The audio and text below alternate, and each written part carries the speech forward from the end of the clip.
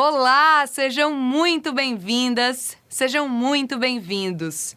Esse é o Elas por Elas, o novo programa da TV Cidadã. Um programa feito por mulheres que pretende discutir os temas do universo feminino e, mais do que isso, dar voz às nossas mulheres. Você que está nos assistindo pode interagir com a gente, sugerindo assuntos, hein? Deixa a sua sugestão nas redes sociais da TV Cidadã ou então no WhatsApp. Anota aí, 829-9606-1331. Recado dado, vamos começar o nosso bate-papo de hoje?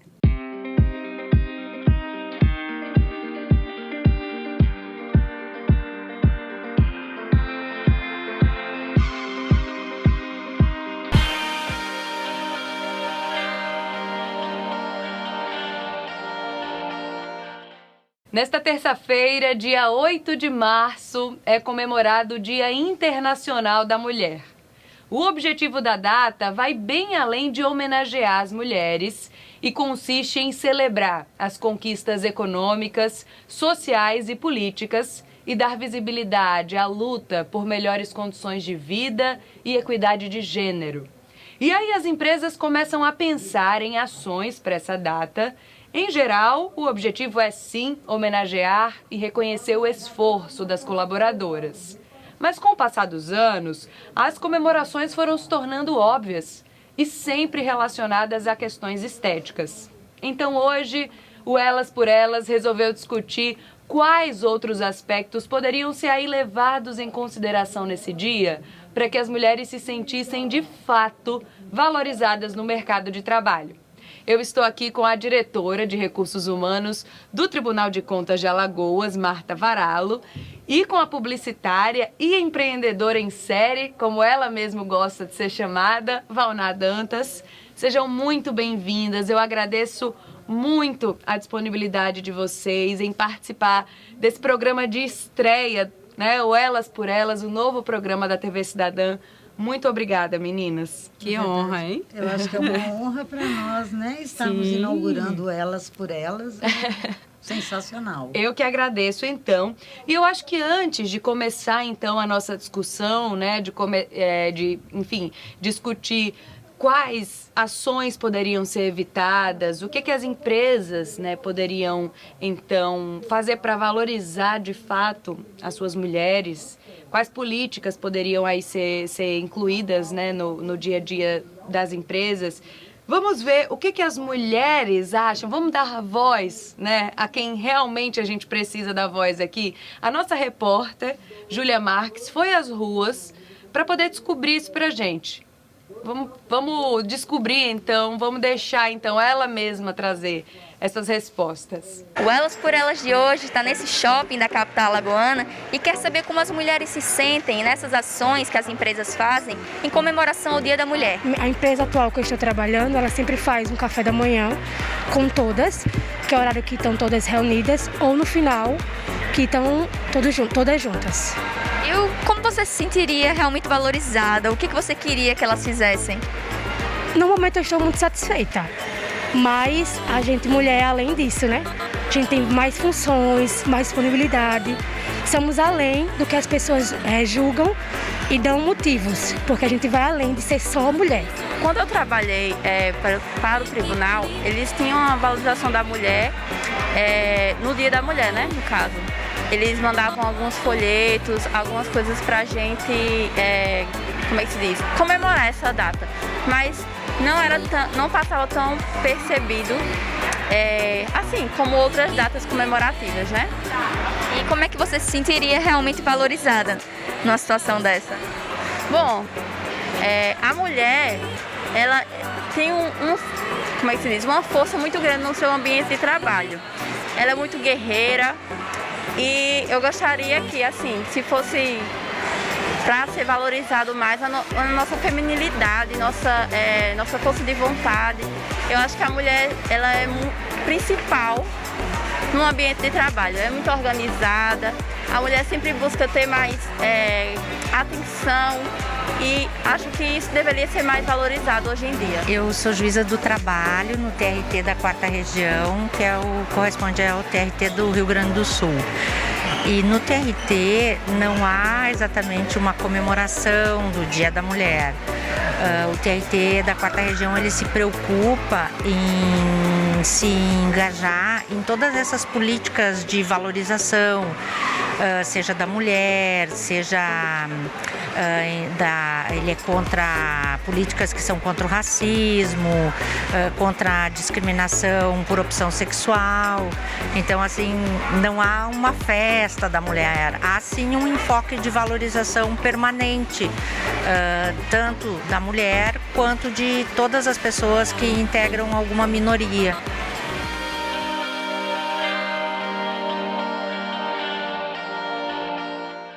Muito obrigada, Júlia, e as mulheres aí que participaram, então, do primeiro Elas por Elas.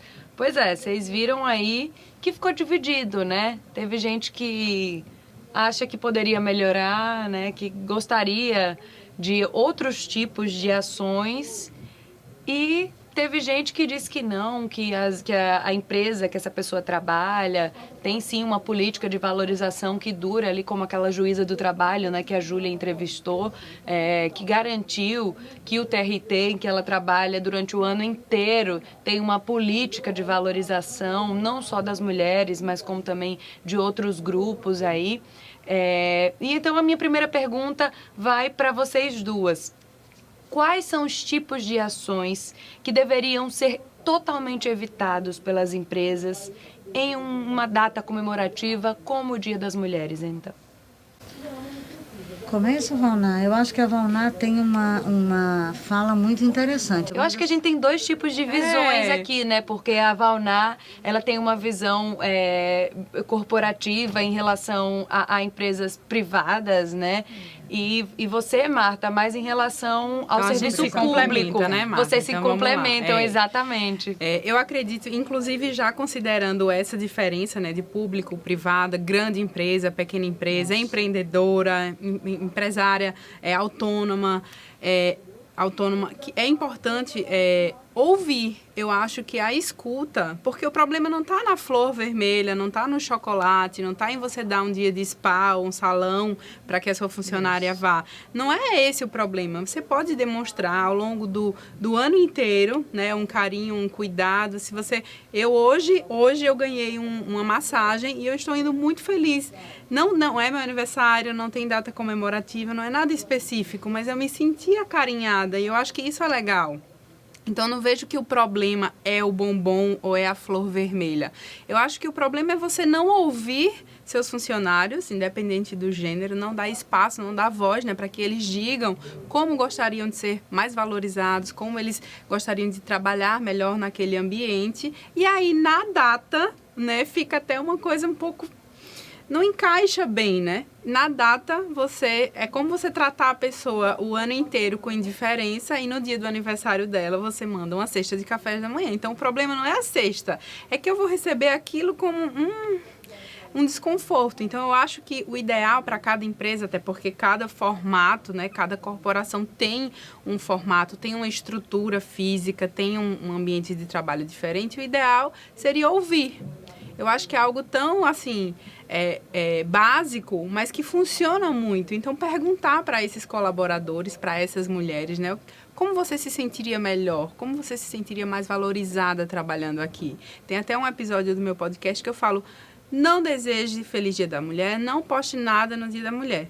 Se você não faz nada, se você não cuida dessas mulheres durante o ano inteiro, se você não demonstra, se você não tem nenhuma política interna, nenhuma comunicação voltada para elas, nenhum relacionamento pensado para elas, então você não precisa postar um card bonitinho na rede social, você não precisa encomendar as flores e distribuir, porque não bate, não fecha a conta. Então, acho que independente de qual seja o nicho, a empresa, o tamanho, o ideal seria ouvir. Então, volta alguns passos, porque muitas dessas ações elas foram pensadas, inclusive, por homens.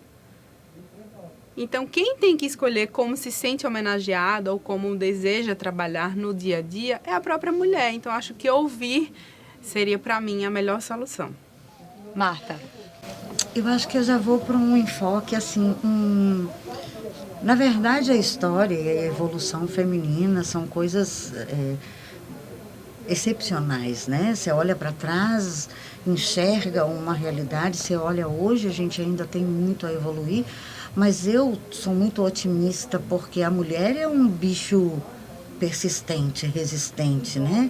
Então, nós sabemos todas as lutas que foram travadas para chegarmos até aqui.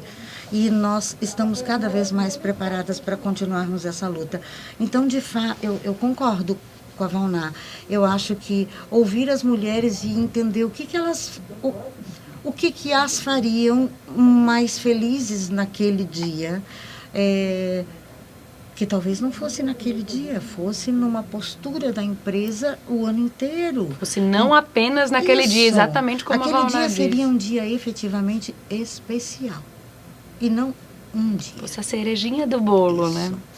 Mas eu queria... A gente, antes de começar, Ju, a gente estava discutindo um pouco essa questão dos formatos. E aí eu também, além de ser uma apaixonada pela história das mulheres, pelas mulheres, eu adoro trabalhar com mulheres, eu acho que mulher incentiva, mulher joga para cima, e as mulheres precisam aprender isso, não são só os homens. As mulheres precisam entender o quanto as mulheres são excepcionais, inteligentes, qualificadas, capacitadas, fortes. Elas têm, injustamente, 3 ou 4 turnos diários. E ainda assim elas são eficientes. E ainda assim elas têm uma sensibilidade dentro do trabalho, que elas são capazes de influenciar de forma muito positiva. Então, como uma eterna otimista, né? Eu sempre acho que assim nós temos Tem que ser, caminhos, né? E caminhos e caminhos para andar. E assim, óbvio que aqui nessa turma eu tenho 60 anos, então o meu caminho foi mais longo. E eu peguei um período que foi muito diferente daquele que temos hoje e que ainda é difícil para muitas mulheres. Mas eu queria deixar uma mensagem da importância do serviço público. Talvez pela condição isonômica de entrada pós-Constituição, talvez porque as seleções elas não visualizam mais a questão do gênero, da cor, exceto algumas coisas que ainda tem cotas, porque é todo um período histórico, toda uma história, né, aqui nossa, especialmente no Brasil. Mas o serviço público hoje é um pouco diferente da empresa privada, porque quando você faz um concurso em iguais condições, não importa se você é mulher, se você é jovem, se você é bonita, o que importa de fato é a sua capacidade, qualificação para exercer aquela função.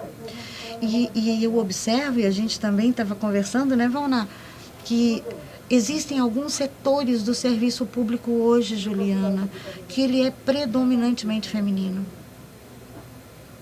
E isso não significa que os homens não sejam igualmente importantes. Então, quando a gente fala do Dia da Mulher, eu espero ainda poder ver um mundo em que não haja necessidade de comemoração no dia 8 de março. Porque homens e mulheres estarão exatamente na mesma condição. E que as empresas tenham políticas efetivas de valorização dos seus trabalhadores, ainda que tenha uma ótica feminina e delicada com relação a nós, porque somos, sim, graças a Deus, delicadas. E isso faz toda a diferença no serviço. A nossa doçura e delicadeza ainda muda o ambiente de trabalho. Então, eu quero ainda enxergar um dia em que o 8 de março vai ser uma data linda, lembrada por todos os acontecimentos lá atrás. Mas que nós estejamos tão integradas nesse universo de trabalhadores que não seja mais preciso lembrar que a mulher existe no dia 8 de março. Perfeito, Marta. E é isso, embora a diversidade seja um tema que é muito discutido, né, nos dias atuais, A gente sabe que há desigualdade entre homens e mulheres, especialmente, né, no ambiente corporativo, no mercado de trabalho, ainda é gritante. Então, como vocês acreditam que a gente pode trazer temas como o protagonismo feminino, como o empoderamento para esse ambiente? Eu acho que De que forma? A Valná fez uma fala que eu considero importantíssima, especialmente nesse ambiente corporativo, que eu acho que ela vai falar com muito mais propriedade do que eu. Mas aprender a ouvir. Porque você querer fazer uma homenagem à mulher é bacana. Mas mais bacana ainda é ouvir. Entender o que vai deixá-la bem. Sair do lugar comum. Não que receber uma flor não seja bom, né, Valná? De jeito nenhum. Mas as mulheres querem muito mais do que isso, no sentido, não ambiciosamente, mas no sentido de se sentirem agregadas. E eu acho que essa escuta é o que a gente deve levar para a nossa vida como um todo. Essa semana eu estava falando sobre o livro As 5 Linguagens do Amor e a importância de você saber qual a linguagem do outro. Então, às vezes, eu estou demonstrando amor para o meu marido do meu jeito e ele não captou a mensagem. Porque aquilo para ele, de repente, aquele ato de servir, de arrumar o guarda-roupa dele, não tem importância. Quando ele só queria que eu ficasse sem celular, sem trabalhar o fim de semana inteiro na praia com ele e o meu filho. Então, vejam, na nossa vida profissional, pessoal, às vezes a gente tem esse probleminha de comunicação por não ouvir, não entender. Então, eu acho, até fica uma dica aí para quem tem empresa, quem é do RH, quem trabalha com essa gestão, né, de comunicação interna, de homenagens e afins, de repente trabalhar ferramentas de autoconhecimento, né, e de conhecer o temperamento de quem trabalha com você, o perfil comportamental de quem trabalha com você. Que tal conhecer homens e mulheres, né? Outro dia eu ouvi uma moça me falar assim, meu marido conheceu a constelação familiar através do tribunal. Foi o tribunal que colocou alguns homens ali, algumas pessoas, né, para fazer, e o meu marido chegou em casa assim com... Talvez se eu tivesse dito, ele não teria... Aí eu falei, nossa, o tribunal, que legal, eu não imaginava, assim, um ambiente assim, né? Aí eu...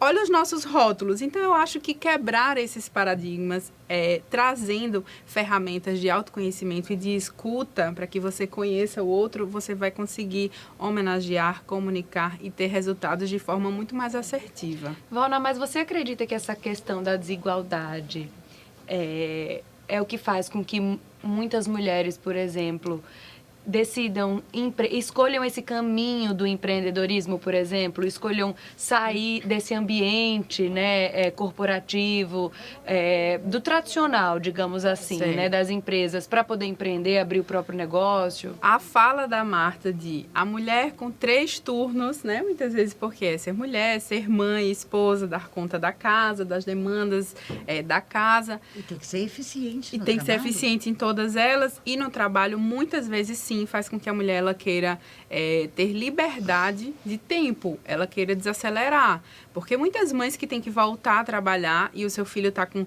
4 meses, 5 meses de vida e você tem que deixar numa creche. O emocional dessa mulher que volta para o trabalho, né, lactante ali, com o filho lá, enfim, esse rompimento, ele abala muito a mulher, abala a carreira, às vezes ela tem que escolher, né, e ela dói, e ela carrega uma culpa por deixar na creche, ou por não trabalhar bem, ou por querer ficar em casa. Não existe uma rota certa, um caminho certo. Não, tem que ficar em casa, não tem que trabalhar e tem que deixar na creche mesmo. Isso é muito individual, né? Isso é um organismo único, vivo, que você vai definir o que é que funciona para você. Mas eu vejo na prática, né? Eu trabalho com mulheres empreendedoras e eu vejo que muitas, elas vão em busca de uma renda extra, inclusive muitas vezes mulheres que são até concursadas ou que têm uma carreira estável, um bom emprego, um bom salário, mas que elas planejam e vão desmamando, digamos assim, e querem empreender para estar mais em casa, para ter mais tempo para os filhos, para ver essa primeira infância acontecer, para ter mais tempo para elas, né? Porque nós somos as primeiras a ser negligenciadas, Totalmente. né? Nossa saúde mental, física, a gente vai cuidar de todos, de tudo, e acaba se negligenciando. Então, eu acho que o que faz muita mulher correr para o empreendedorismo é a necessidade e também o fato de um propósito, de gostar de algo. Então, que descobriu, né, ao longo da sua jornada alguma coisa com a qual ela tem habilidade, é boa e pode transformar vidas. Então, eu tenho alunas de 55 anos que se tornaram terapeutas. Eu tenho mulheres que levaram a sua arte, né, que sempre eram artesãs e tinham aquilo como só um hobby, que entenderam que aquilo pode ser monetizado, pode ser valorizado. Então tem também o assunto é longo, aí eu já ia falar aqui, aí tem muito uma questão de se reconhecer empreendedora, de autoestima. Você reconhecer o seu perfil, né? Pois é verdade. Se tu me permitir, Ju... Fica à vontade, que é um bate-papo. O Elas por Elas é um bate-papo. A Vana falou uma coisa agora que foi super interessante. Assim, as mulheres vão empreender, num primeiro momento, conscientemente, por milhões de coisas. Porque elas precisam ter renda, porque elas precisam ajudar a criar os filhos, porque elas querem um pouco de tempo para si, porque muitas vezes esse trabalho até pode ser feito dentro do próprio ambiente doméstico. Então, ela meio que se subdivide naquelas tarefas. Mas eu acho que implicitamente... talvez não tão explicitamente quanto o resto, implicitamente também está aquela coisa de eu posso ser boa no que eu faço e eu posso crescer. E em algum momento não vai ser o meu diretor ou o meu presidente ou o meu... mas as pessoas vão me dar o retorno do quanto eu sou boa no que eu faço. Isso não está muito explícito ainda. Eu acho que o empreender está um pouquinho ainda ligado à ideia de sobrevivência, de crescimento profissional e pessoal, mas às vezes com uma leva de carga ainda muito grande. Mas lá dentro de nós, aquela coisa tão boa de dizer assim, eu faço a melhor empada da cidade.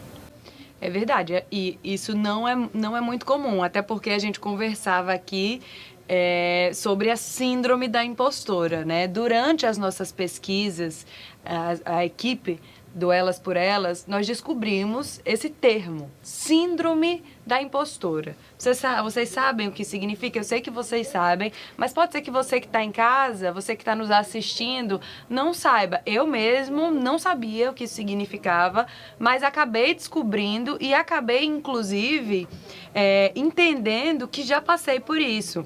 E aí, nas nossas pesquisas, a gente descobriu que esse fenômeno, ele foi descrito pela primeira vez em um estudo realizado com um grupo de mulheres. Esse grupo de mulheres eram mulheres bem-sucedidas, mas que, em sua maioria, elas simplesmente não conseguiam valorizar os seus feitos, né? Não conseguiam valorizar os seus feitos. Olha só que interessante. E aí, para você entender um pouco melhor, né? Para você entender melhor como é esse fenômeno, essa síndrome da impostora, a nossa repórter, Júlia Marques, foi em busca aí dessa resposta.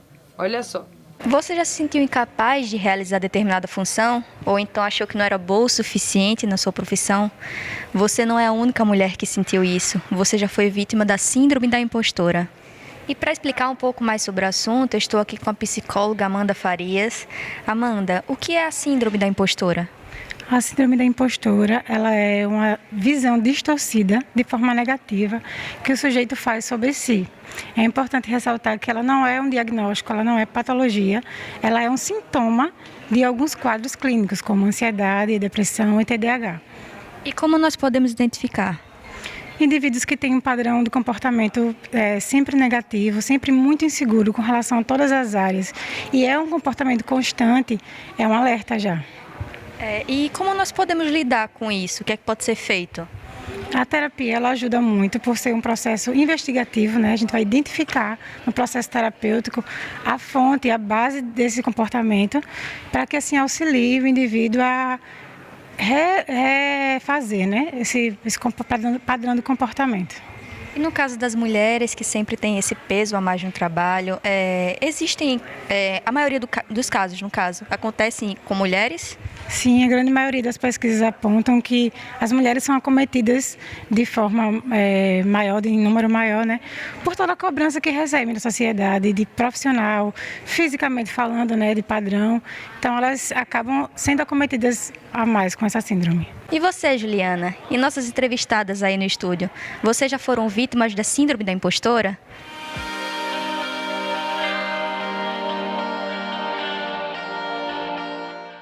Olha, Júlia. Muito bom. Pois é, ela já jogou aqui pro estúdio. Eu vou começar jogando para as nossas entrevistadas, que eu sou esperta. Já vai passar a bola, Já né? vou passar a bola para vocês. Olha, uma palavra para definir tudo isso, viu, Juliana, Marta, é autoestima. Quantas vezes alguém fala assim, nossa, você é muito boa nisso. Aí o que a gente faz imediatamente? Não, imagina, não, eu cozinhei isso. Não, eu fiz rápido. Não, nem tá tão bom assim. A gente já tem uma dificuldade natural de aceitar. não aceitar elogio, esse verdade. elogio. Então a gente se fecha ali, né, numa caixinha. E aí tem outra coisa que eu acho que não tem tanto a ver com o assunto, mas que vale pincelar, é que a gente sempre foi muito, assim, as mulheres, de esconder algumas coisas. Desde pequena, por exemplo, eu estava vendo esse fim de semana meu filho fazendo xixi na grama. E aquela coisa natural, todo mundo achando engraçadinho e tal.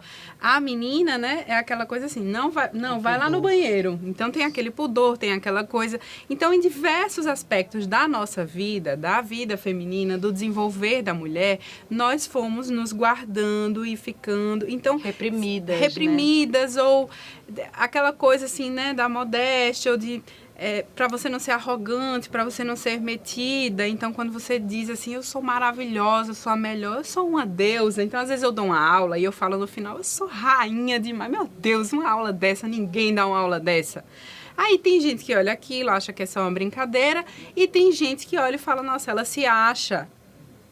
Né? Ou a gente cria isso assim, não posso falar o quanto eu sou boa, porque vão achar que eu estou, né, muito assim, me exibindo. Então, são vários fatores, né, psicológicos. Então, a terapia me ajudou muito, então, a me reconhecer também, né, enquanto mulher, dona de mim, capaz, cheia de talentos, de habilidades, enfim. E o que eu diria também, além dessa questão da autoestima, da gente se trabalhar e se reconhecer, seria esse exercício. A próxima vez que alguém falar, que linda a sua blusa, ai, muito obrigada, também aceita o elogio. Porque às vezes a pessoa faz, né? Nossa, foi R$30. Você nem sabe que foi uma promoção, que tava... Só aceita o elogio, não rebate, não diminui. Ai, maravilhosa. Ai, linda mesmo, né? Eu arrasei na escolha. Ponto. Né? Então, começa a exercitar no dia a dia, né, esse aceitar e incorporar que você é poderosa, é maravilhosa, né? Vai, Marta. Você já passou, Marta, por alguma situação assim de síndrome da impostora? Sim. Em algum momento da sua carreira, da sua vida? Primeiro eu queria, assim, dizer da minha felicidade de ver a Amanda Farias, né? É uma psicóloga determinada, que ela foi muito fundamental em muitos momentos, em muitos processos nossos na diretoria de recursos humanos. Eu vou voltar de novo para a história da idade, né? E não... Ela adora falar da idade dela. Porque assim... Porque viu cenários diferentes, né, Marta? Cenários diferentes e eu sobrevivi a eles. Então, eu me orgulho enormemente disso.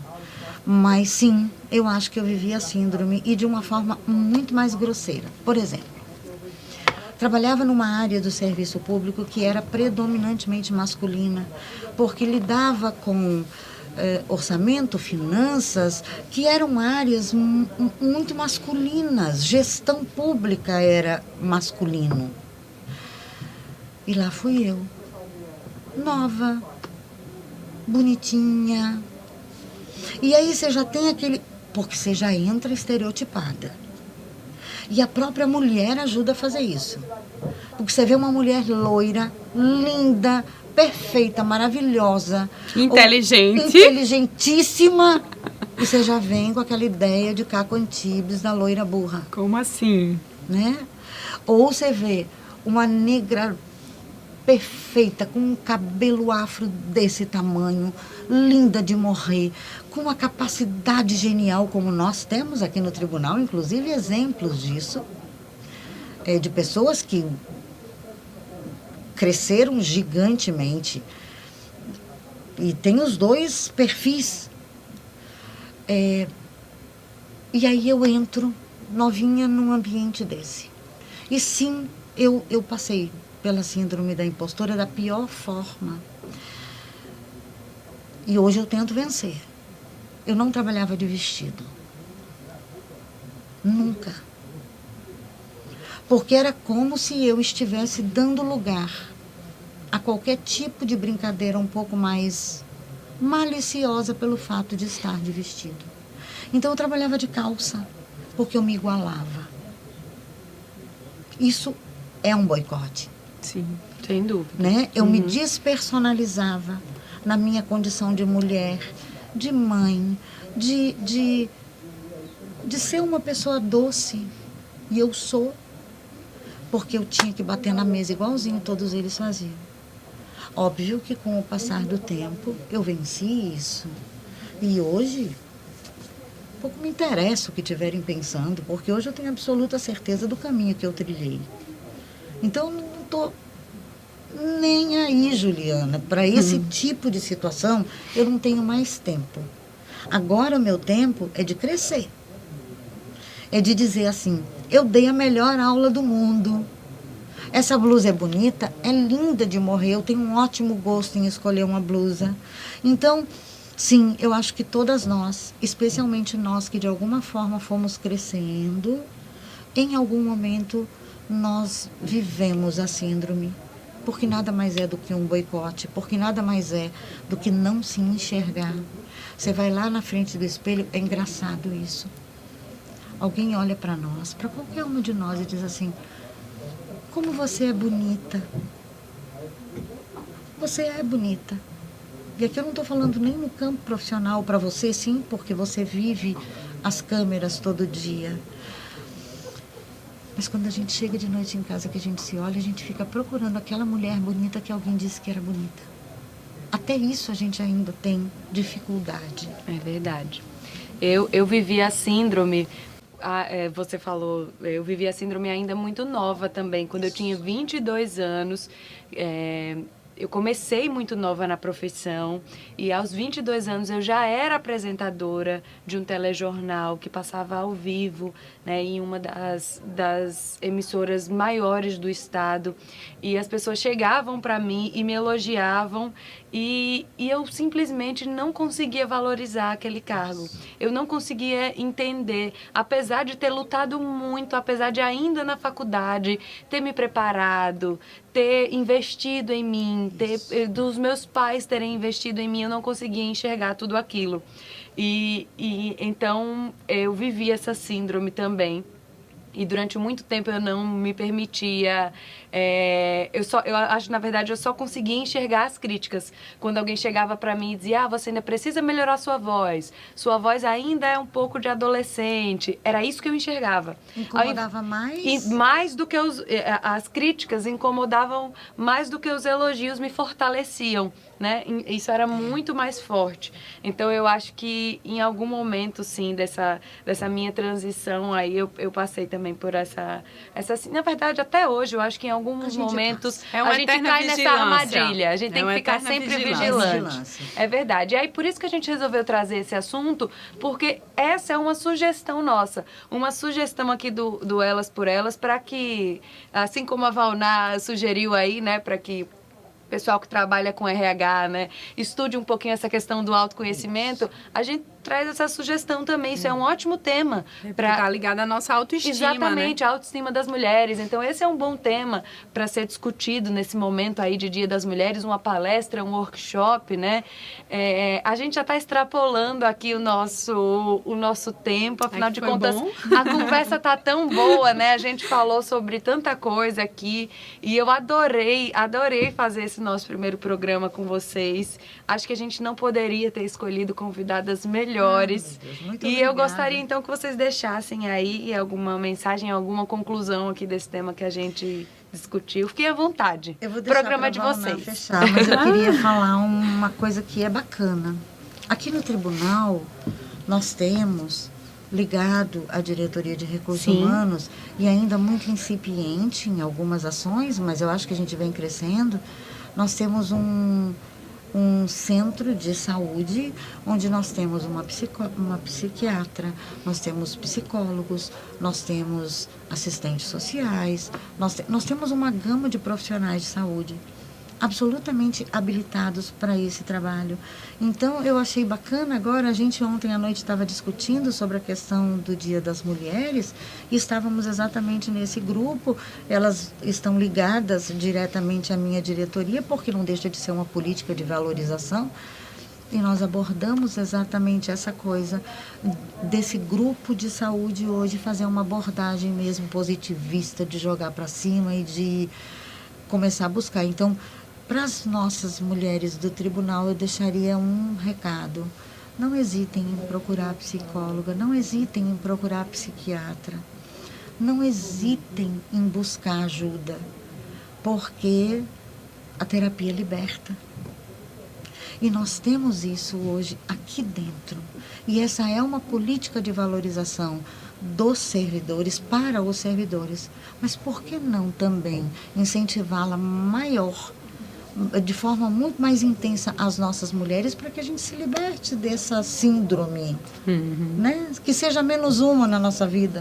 Menos uma. Que são várias, né? São várias, é verdade. Eu deixo meu agradecimento, Juliana, me sinto assim, como sempre, muito honrada de ser chamada para todas as coisas da nossa estrutura, e o prazer de estar com a Valná, que é uma empreendedora em série. Eu vou colar nela.